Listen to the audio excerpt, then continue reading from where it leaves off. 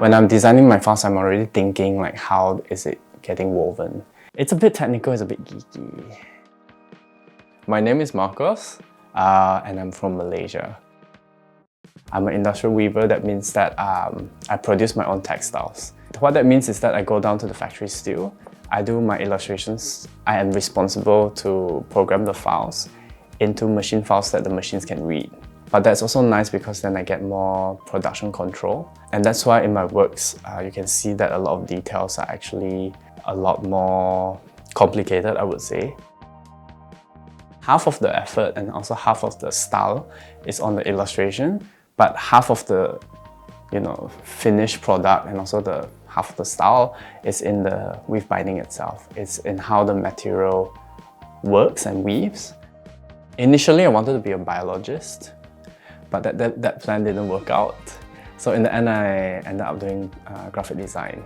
I wove in the evenings after class. And when I started to weave, it kind of reminded me of home, just because there was something familiar that I can kind of like ground myself to.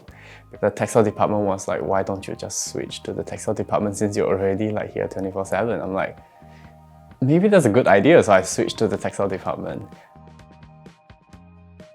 It still feels like a graphic designer doing a very bright, loud poster.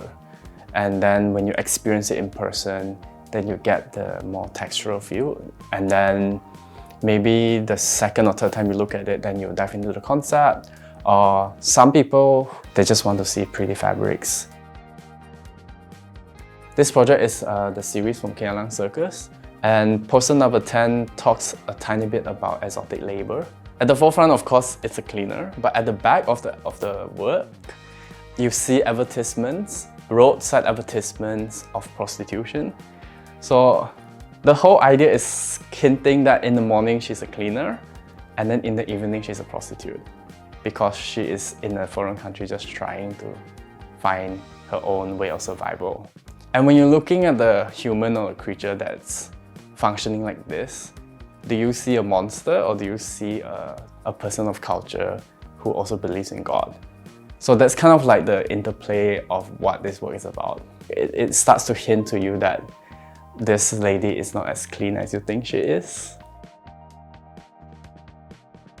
And when thinking about my own culture as well, as a developing country and traditional, slow, complicated, those are words that kind of comes out. I'm trying to do more work in trying to reconsider maybe terms like this are not actually bad things. I do think that there is a lot of importance to also think about how do we move on from this. And that's also why sometimes I like my works to be like very colorful and bright and easy to digest.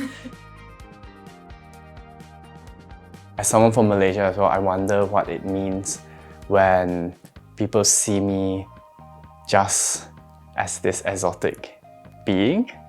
But also within my works as well, there is a lot of layers and sophistications about more pressing questions as well.